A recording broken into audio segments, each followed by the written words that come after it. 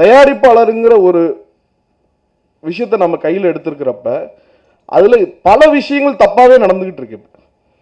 ஒன்று பைரசி. இன்னைக்கு கன்னடா இண்டஸ்ட்ரியில் கிடையாது, மலையாளம் இண்டஸ்ட்ரியில் கிடையாது, தெலுங்குல 90% கிடையாது.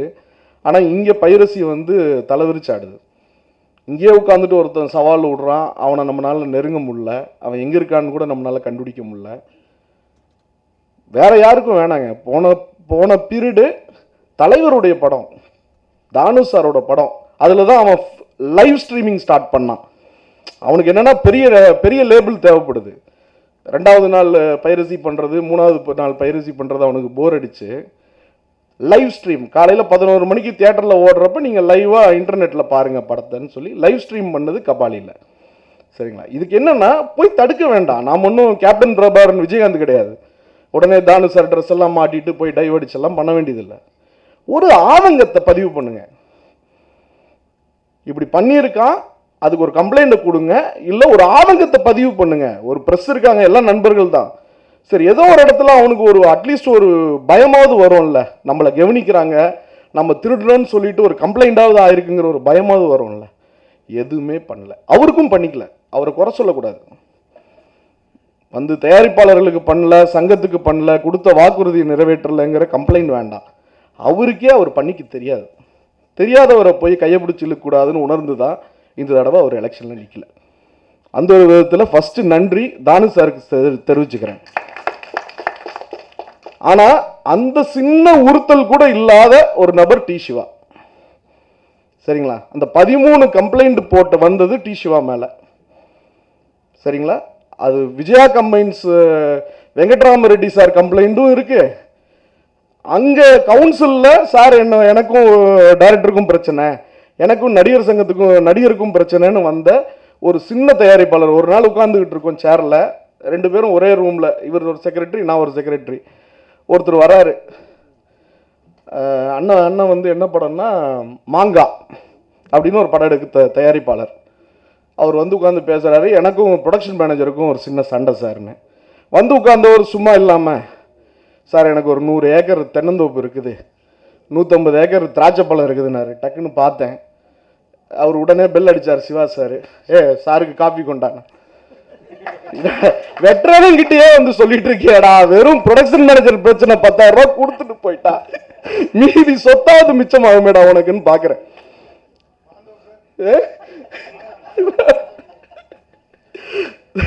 அதனால அந்த 13 கம்ப்ளைண்ட்டும் இன்னும் தீர்க்கப்படல, அப்படியே தான் இருக்கு. சரிங்களா? ஆனால் அந்த 13 கம்ப்ளைண்ட்டும் கொண்டு பயங்கர எதிர்ப்பு. திடீர்னு தானு சார் உள்ள போடுறாரு. தானு சாருக்கு தெரிஞ்ச ஒரே விஷயம்னா கெடுத்துட்டுருவார் ஈஸியாக. எதையும் உருவாக்கி சரி ஒரு டீம் ஃபார்ம் பண்ணுவோம். அவரால் முடியல, இந்த தடவை ஒரு டீம் ஃபார்ம் பண்ண முடியல தானு சார்னால. சரிங்களா?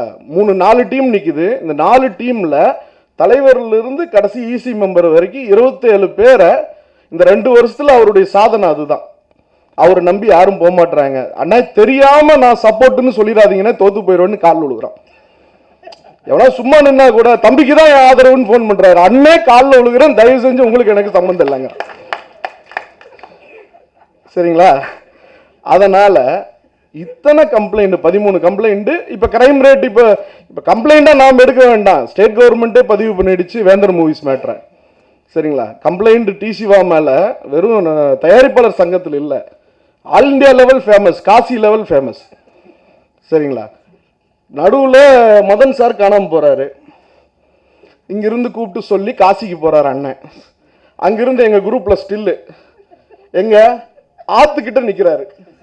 நீ போனா ஆளை தேடுறா, செத்து முதக்கிறது ஏன் தேடுற, உங்க கூட சேர்ந்தவன் செத்துருப்பான்னு எதிர்பார்ப்போடே காசிக்கு போறியா? நீ போனோன்னு எங்கே தேடணும்?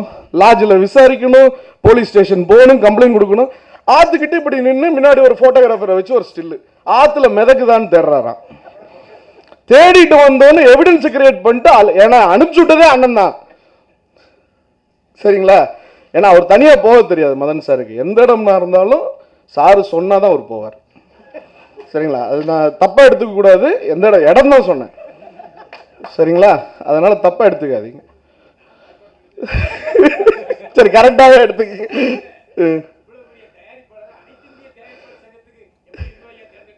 எந்த யார் என்ன அண்ணா அந்த சேவை அங்கேயும் தேவைப்படுதுன்னு அர்த்தம். சரிங்களா? அதனால இதெல்லாம் முடிச்சுட்டுன்னு இவ்வளோ கம்ப்ளைண்ட் வருது. இதெல்லாம் முடிச்சுட்டு அவருடைய குழந்தைத்தனம் அங்கதான். கூட நம்ம சினிமா விஞ்ஞானி தனஞ்சயன் சாரை கூப்பிட்டு வராரு ஒரு நாள் பார்க்கணுன்ட்டு. சரிங்களா சார், உங்களை பார்க்கணும், எங்கே இருக்கீங்க சார்? சாப்பிட்டு இப்போ தான் சார் 4:30 மணிக்கு லஞ்சு சாப்பிட்டுட்டு இருக்கேன் சார் ஷூட்டிங். எங்கே இருக்கீங்கன்னா இதை மலேசியா ஹோட்டலில் உட்காந்து சாப்பிட்ருக்கேன் சார். சரி, நானும் சிவா சாரும் வரோம், வாங்கினே. நேராக வந்தாங்க. சார், நான் தலைவருக்கு போட்டி விடுறேன், தனஞ்சயன் சார் செக்ரட்டரிக்கு இருக்கார், உங்கள் டீமும் உங்களோட ஃபுல் சப்போர்ட் எங்களுக்கு வேணும். அதுதான் அவருடைய இன்னசென்ஸ். நான் ரொம்ப டீசெண்டாக என்னை நிற்க சொன்னாங்க, கூட கீழே நில்லுங்க, ஈஸிக்காவது நிற்கணும்னு. இல்லைண்ணே வேண்டாண்ணே, நான் ரொம்ப ஏன்னா எதுக்கு அங்கே வச்சு பேசிட்டு சண்டை போட்டுக்கிட்டு அவருக்கும் மனசை நம்பி வந்திருக்காரு, காயப்படுத்தாமல் அனுப்பிச்சி விட்டேன். எல்லாம் முடிச்சோன்னே கட் பண்ணிட்டு அடுத்த நாள் விஷால் பிரதர் ஆஃபீஸுக்கு போயிருக்காங்க.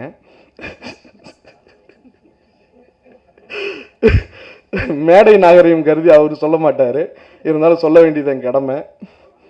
என்னன்னா இல்லை, அவரை போயிட்டு நீங்கள் எனக்கு சப்போர்ட் பண்ணணும்னு அவரை கேட்டிருக்காங்க. இல்லை, நீங்கள் தலைவராக நில்லுங்க, நாங்கள் கூட நிற்கிறோன்னு கேட்டிருக்காங்க. சோறு தானே திங்கிறீங்கன்னு கேட்டு அமைச்சிருக்காரு. சரிங்களா? இருக்கிற நாங்கள் வர்றதே நீங்கள் எல்லாம் தப்பு பண்ணி இருக்கிறீங்க, நீங்கள் பண்ண தப்பை கேள்வி கேட்கணும் தான் நாங்கள் வர்றோம்.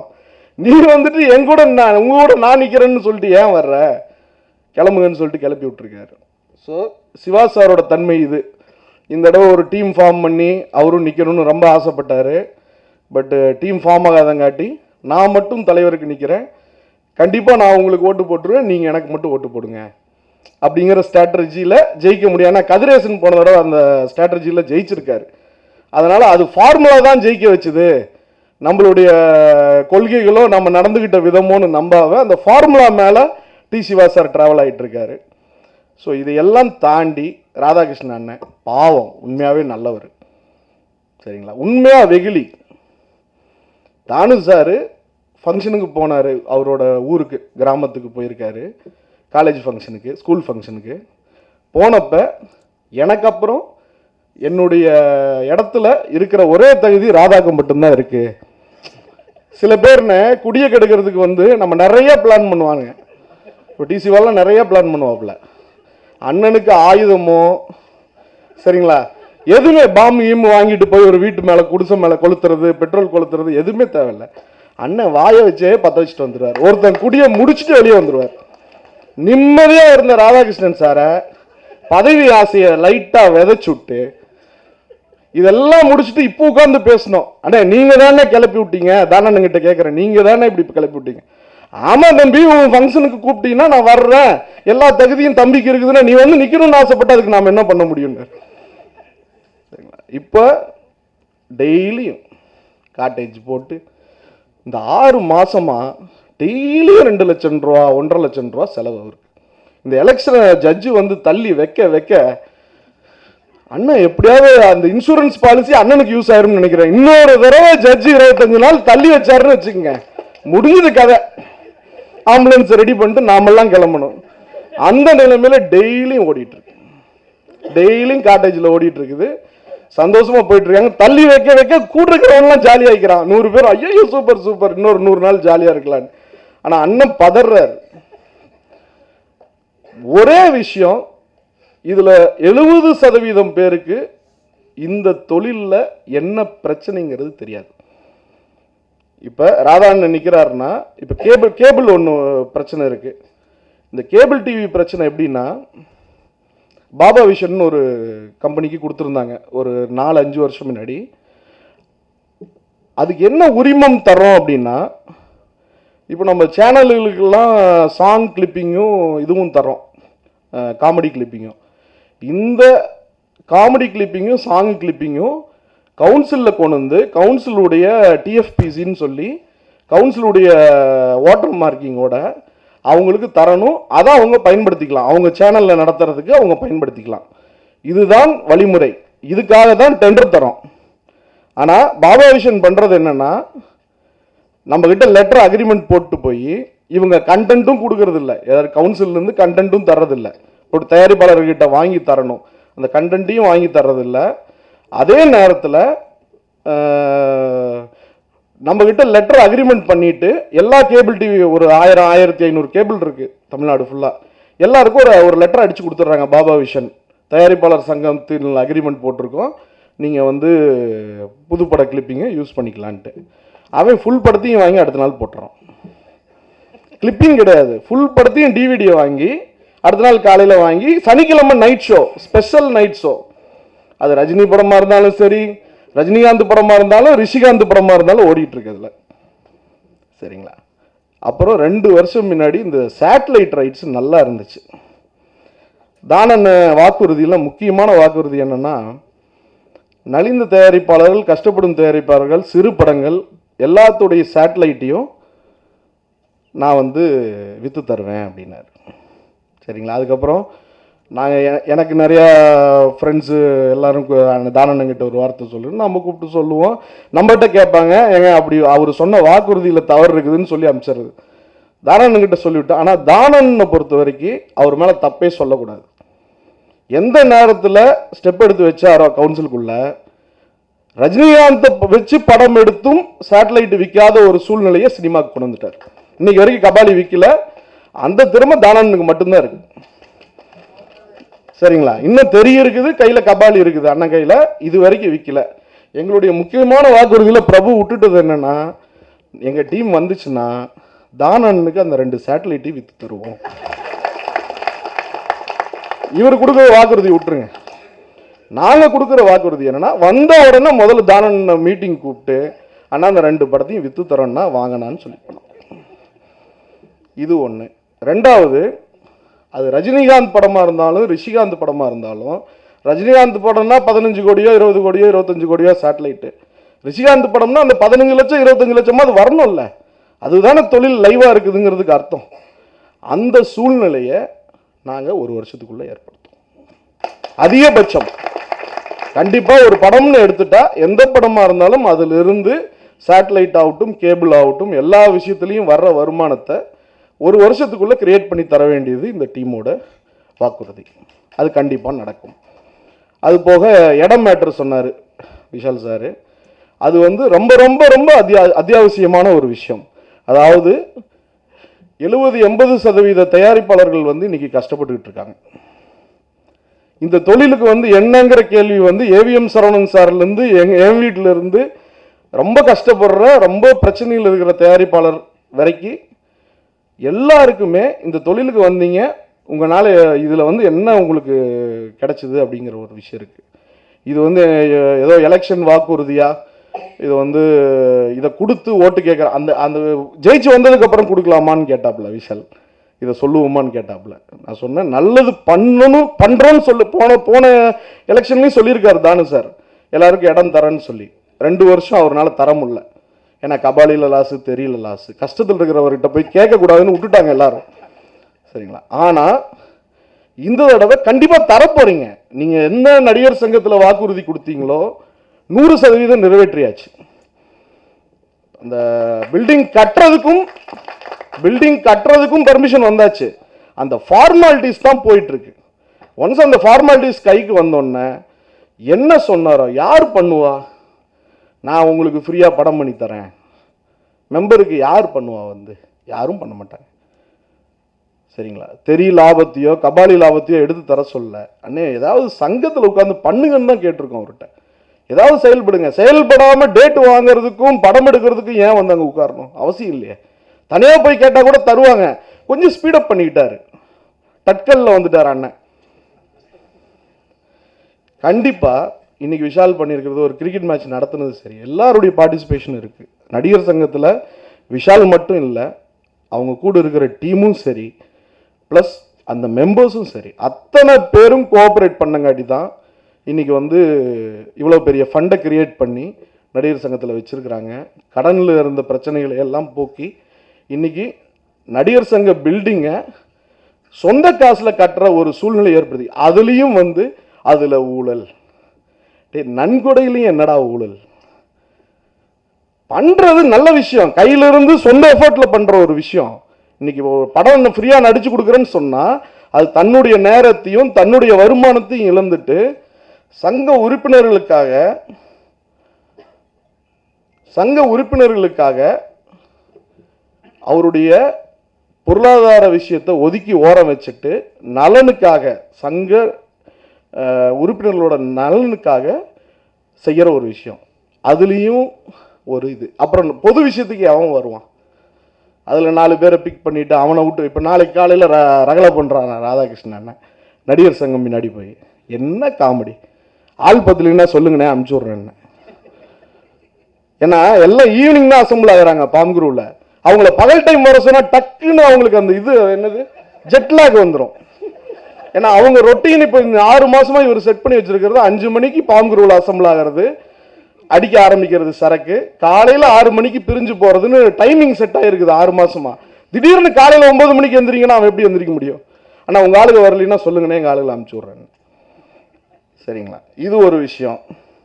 அப்புறம் எல்லா வாக்குறுதிகளும் பிரபு படித்தார். அந்த வாக்குறுதிகள் ஒரு வருஷத்துக்குள்ளே நிறைவேற்றப்படும். இதுக்கு அடிஷ்னலாக ஏதாவது விட்டு போயிருந்தா கூட போன தடவை தானண்ணன் சொன்ன வாக்குறுதிகள் எல்லாத்தையும் நாங்கள் நிறைவேற்றி தருவோங்கிறத இந்த இடத்துல சொல்லுவோம். அது எதுவாக வேணா இருக்கட்டும். ஒரு 15-20 பாயிண்ட் மனப்படமாக இருக்குது. சின்ன சின்ன பொய்யும் சொல்லியிருப்பார் சைடில், அந்த விஷயத்தையும் சேர்த்து நாங்கள் நிறைவேற்றி தருவோம். இதில் ஒரே ஒரு ரிக்வஸ்ட்டு வாக்காளர்களுக்கும் தயாரிப்பாளர்களுக்கும், நாங்கள் நேரில் போய் சந்திக்க போகிறோம். அவங்ககிட்ட இருக்கிற ஒரே ஒரு ரிக்வஸ்ட் என்னென்னா, இந்த மொத்த டீமும் இதில் ஒருத்தருக்கு கூட ஒருத்தருக்கு சலிச்சவங்க கிடையாது. ஏன்னா எல்லாருடைய கான்ட்ரிபியூஷனும் இருக்குது, இந்த அணிக்கு இருக்குது. அவங்களுடைய எண்ணங்கள் வந்து ஒரே மாதிரி இருக்குது.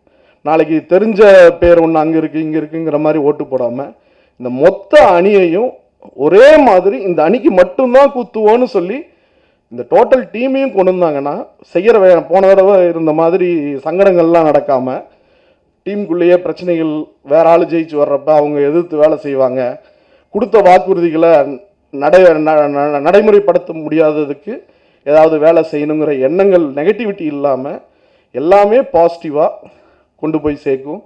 எல்லா விஷயமும் தயாரிப்பாளர்களுக்கு இனி வந்து பாசிட்டிவாக தான் அமையும். அதே மாதிரி கேபிள் மேட்டர் போன தடவை எடுத்திருந்தோம், அதில் நிறையா கிளம்பி வந்துச்சு.